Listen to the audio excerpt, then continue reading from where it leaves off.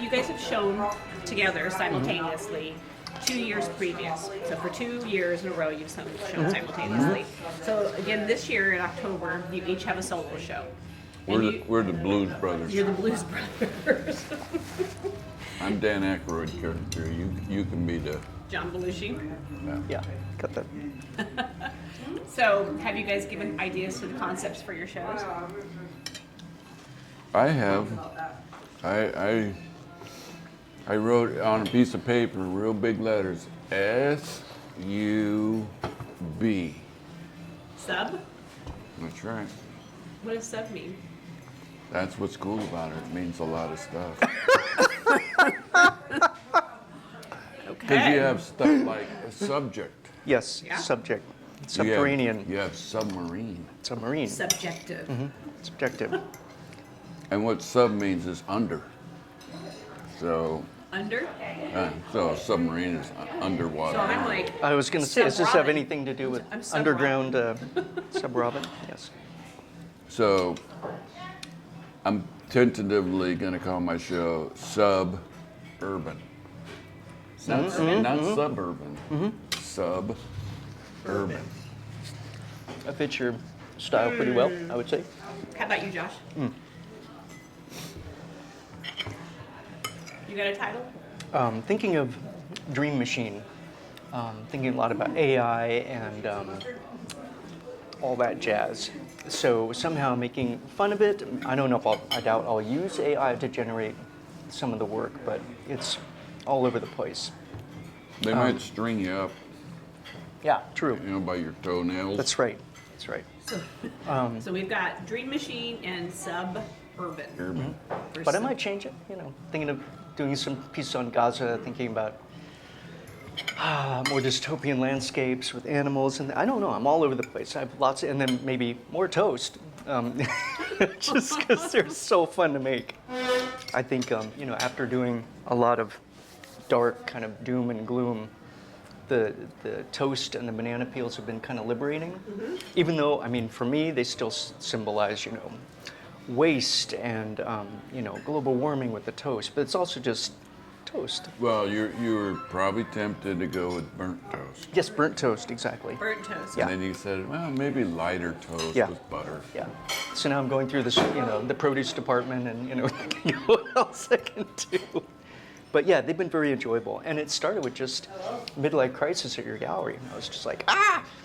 So I had it, you said gone bananas. You had a and midlife crisis at our gallery. oh yes, thank you. That's yeah. If you're a mid-career person and you're having midlife crisis, Come see to Grassroots yes, she Gallery. will reignite your soul. Underground Robin will That's right. have it with you. That's right. The cool thing about Brassworks, I've had a lot of shows and been to shows, but it's nothing. I ain't never seen that kind of turnout like in ages. I know.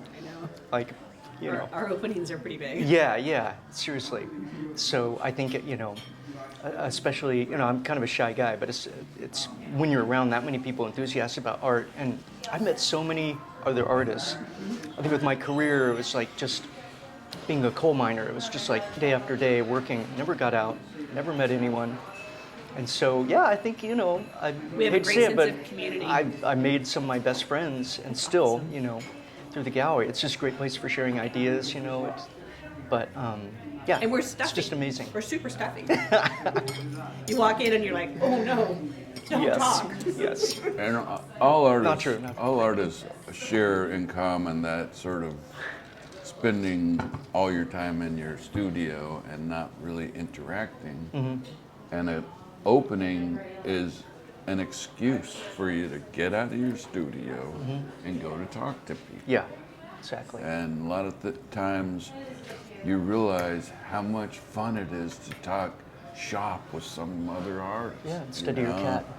And you're so used to just being in your own head, to get out of your head and start talking to people feels great. It does. There's nothing, as you know, you've participated, and Greg, of course, always was there, but you've participated in volunteering when we're doing shows. From either installing to when we're at the postcard show, we were organizing, etc. And for me, as a non-artist, it's super exciting to be doing whatever project I'm working on, but to eavesdrop on the artists that are all working together and the conversation that's going on. Because you can tell these are people who can only communicate this way with other artists. Right. And the conversations are just really fun to listen Yeah, to. yeah, totally. It's It's great. yeah, very and every one of you eccentric just and- light up and you just like, you've met your people. Yeah. Yeah. I think for me too, it's all different levels of artists. There's like some who are established. There's some folks who just started painting.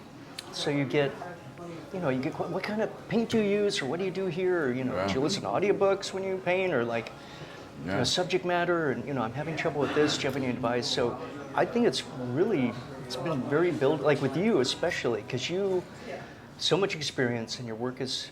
I'm a professional. So deep. I'm a professional talker. Yeah, no, I'm serious. Yeah, I mean, I've gotten, and it's not just this and that and studio practice, but I think a lot of things you've said have been things I've never learned in school, like philosophical, life-oriented priorities, just sort of thinking about moving forward, thinking about where art stands in your life. I mean, for you, it seems like it's really ritualistic. And you made a habit of it. I remember at one point you were just like, I forced myself every day to make a drawing, even if I didn't feel like it. And I've seen your collection of portfolios in the secret room. Yeah. It is It's the laundry room. AKA the like laundry room. thousands of them, yeah. They're literally Oh, it's incredible. at I mean, it least just blew my mind. 10,000 or more pieces Yeah, downstairs yeah. of his work. So when I'm just like, it's like, I just don't feel like going to the studio. I think of you, and your beautiful, aroma, and I'm like, I need to get in there and make something. So, I do think that artists sometimes give themselves too much freedom to not make work. Well, you're just because like, I'm an artist, and it just you comes go, to me "Well, naturally, I'm but not it's work. feeling it. Yeah. The reality is, it's a job. Mm-hmm. It's a job that has a very high calling and a very great purpose, Mm-hmm. but it's work. And if you don't put in the work, you don't get the results. That's right. And you can complain all you want about not getting the results, but if you don't do the work, Yeah. it's not going to happen. Yeah. And so I've discovered that whether you feel good about making something or not, it doesn't matter, because once you start making something, it gets you excited. So you start with a neutral feeling or even negative, like wah. And then once you start making it, the creative juices start to flow. Yeah. And then you are completely absorbed in it, and a great success will come out of that. Yeah, I had that with my daughter the other day. She was making something. She got into making sculpture and drawing, and started doing something. Like 3 or 4 hours passed. She's like, "Oh my God, I had no idea it was this late." I was like, "Yeah, that's a special place to be. You pay Yep. attention to that as you grow up. That's if you can, make a living off that, whatever you're doing, and that feeling, like, you got it." And that's She has 2 parents that are artists, so Yeah. she's definitely We going to haven't forced her. We're just like, we have lots of supplies. I think a whatever she lot, wants to do. a lot of artists forget that childhood impulse where making art is fun. Yeah. But all fun, it doesn't start as fun. It starts as, let's just do something, and then it becomes fun as you do it. And then sometimes it can go the other way. You can see that ship is sinking, and now you're paddling, and the bucket's getting the water out of the boat, and down it goes. Yeah. Well, it's good to have a creative outlet, whether it's music or art or writing. I mean, every human being is creative, but we are told that some are really creative, therefore we don't feel creative. If you compare yourself to somebody who's a professional, you go, I don't stand a chance.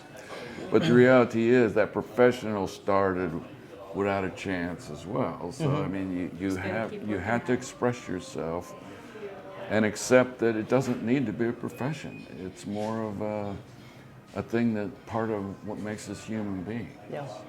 And people in caves were making cave art. They weren't professionals. They were people that were obsessed with doing it. Are you sure they weren't professionals? Well, if you A little more charcoal to the left. Yes. if you try and copy the great cave paintings, you realize how incredibly good they are. I mean, it's hard to draw animals in action the way that some of those cave drawings are. They're incredible. Well, guys, it's about time for us to wrap this up. Okay. We are at the Lucky Chinese All right, so, restaurant yes, slash thank you. bar, and Thank you, guys. after See what you your eat, fortune you get a fortune Yeah. cookie, and mine are always prescient. They tell me what I need to do next, All right, what do they say? and ramens are always ridiculous, but mine are always significant. Ridiculous. Yes. Okay, what does yours say?